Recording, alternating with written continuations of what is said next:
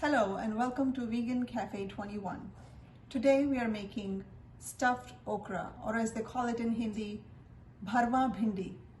So let's get started. Here I have a pound of okra. This is what they look like. They have been washed thoroughly and dried completely. It's very important to dry your okra before you start handling them. So what I did was, they look like this when you bring them from the grocery store. You want to wash them, dry them, and then you want to trim their ends like this. So I've already trimmed the ends of all these that you see on the board.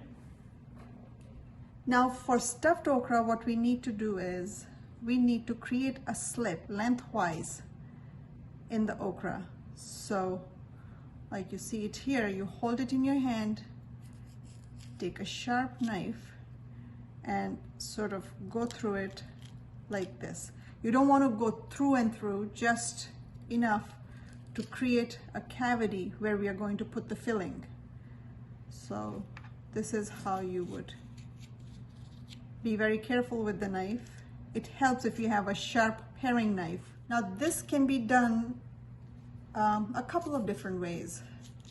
Traditionally, stuffed bhindi or stuffed okra is prepared in a skillet, but today I'm going to show you an easy way of doing this by preparing this in the oven. So we'll put together our stuffing on the stovetop, and then we'll stuff our okras with the filling, and then we'll put them in the oven and let the oven do the job for us. So this is a fail-proof method of preparing stuffed okra. That way you don't risk the sliminess that oozes out of okra sometimes. You don't run the risk of losing the seeds in your prepared dish. So it's very easy to put it together this way. So let's get started with our filling. For that, I'm already heating up a small pan on the stove top. As you can see, the flame is on, the pan is ready and waiting for us. I'm going to take some olive oil and put about 2 tablespoons of oil. And here, let me walk you through the ingredients that we are going to use for our filling. I have 3 tablespoons of gram flour or besan, 1 teaspoon of carom seeds, very important part in any bhindi recipe. Here we have 3 teaspoons of coriander powder, half a teaspoon of turmeric powder, half a teaspoon of red chili powder. If you don't like your dish to be hot, you can omit this or choose a milder version of chili. Here I have a teaspoon of salt and 3 teaspoons of mango powder, dry mango powder. This is also a very important ingredient in our filling for these okras. So I'm going to get started with gram flour first. I'm going to add that to our oil. You don't want the oil to be too hot, so I'm going to turn it off for just a little bit, and then we'll turn it back on because I think it's a little bit on the hotter side. So here we have besan, which is now in the pan and in the process of getting roasted. We don't want to go too far with this. We just want to lightly roast our besan to get the smell out. A lot of times people don't even go through this step. They just mix all of the ingredients that I just showed you together and stuff the okras and let all of this cook in the pan along with the okras. But I like to go through this step. It's just one of the ways to make sure everything is nicely roasted and there is no smell of any one ingredient dominating the dish. Because remember, we are going to put the stuffed okras in the oven. We're not going to cook them on the stove top. So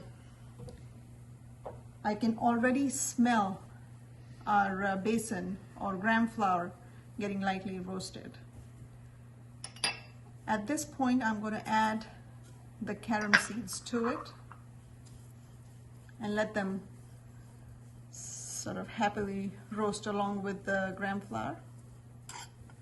So we'll keep stirring it. You don't want to walk away from this at this point because it will burn very quickly if you don't keep moving it. So I'm going to go ahead and add our coriander powder,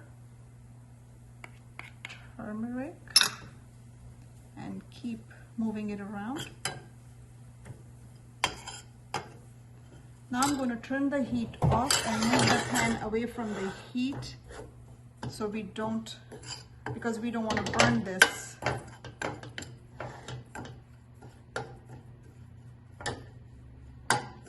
Now we can add the chili powder.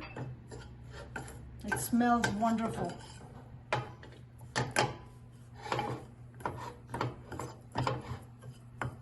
And look at the color. It's all coming together. Now also remember, your pan is hot, so it is going to continue to roast even after you remove it from the heat. So it's better to sort of turn your flame off a little shy of it being done. You don't want it to change color too much. Just beginning to sort of show signs of roasting, and you can smell the besan, the gram flour, when it starts to roast. Now I'm going to add the dry mango powder. We had 3 teaspoons of it. Let's add the salt.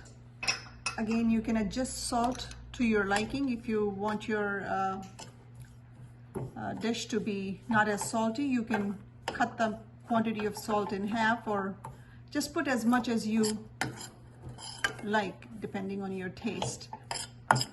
And again, we are going to taste this filling before we put it in our okras to make sure everything is the way we want it. Let's go ahead and give it a quick taste.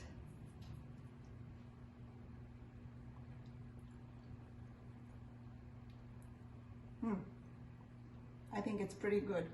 Add a 1/4 teaspoon more of chili powder, and also give it a few grinds of freshly ground black pepper.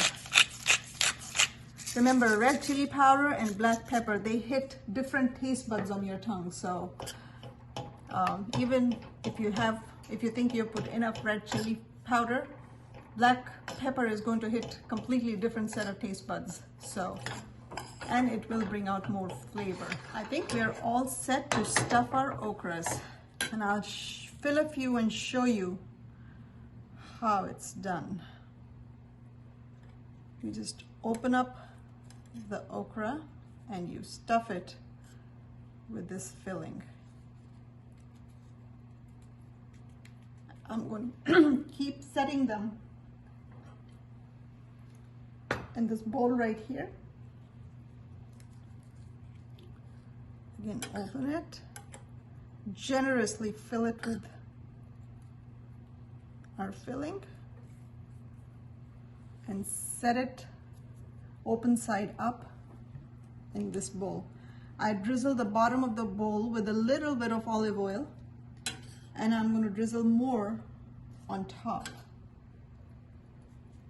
Now remember, traditionally these are cooked in a skillet. You put liberal amounts of oil at the base of a skillet and then arrange these stuffed okras on the skillet, and you can let it cook on the stove top. If you don't want to do it in the oven, you can definitely cook it on your stove top using a skillet. All right, so I'm done stuffing all the okras. Let me show you what they look like. Here you see all of them sitting open side up. Now I'm going to drizzle them with more olive oil. Just a few turns. And then I'm going to start placing them on this parchment lined baking sheet. As I move the top layer onto the sheet, I'll drizzle more oil on the ones that were hiding under these that did not get a coating of oil. So let me get the ones on the top off here, off to the sheet first. Now more oil for these guys that were hiding down there. There. My oven is preheating to 400 degrees Fahrenheit, and I'm going to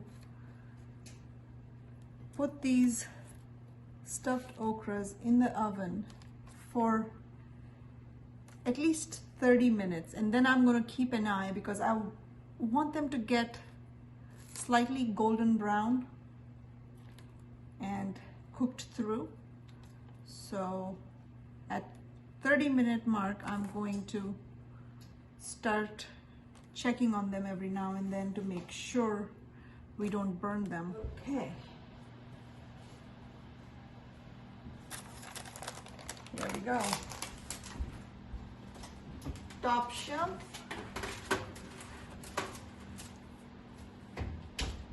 Set the timer to 30 minutes. And like I said, we'll keep an eye on them. If they still feel like they need more time, we'll keep adding 5 minutes at a time till we feel like they're lightly golden brown and cooked through. We can, at that point, pull one out and test it to see if it is where we need it to be. So I'll let them do their thing in the oven, and I'll see you back after 30 minutes. All right, so our stuffed okra is out of the oven. So now what we need to do to finish it off is I'm going to line them up on a dish. Now this dish does not have any sauce, so it's a dry stuffed okra that you would enjoy with any bread that you like, and some kind of sauce-based curry alongside, because you want something like a lentil or some kind of bean dal, maybe, you know, paneer dish that has sauce would go really well with this combination. And now I'm going to drizzle it with a little bit of olive oil, extra virgin olive oil on top.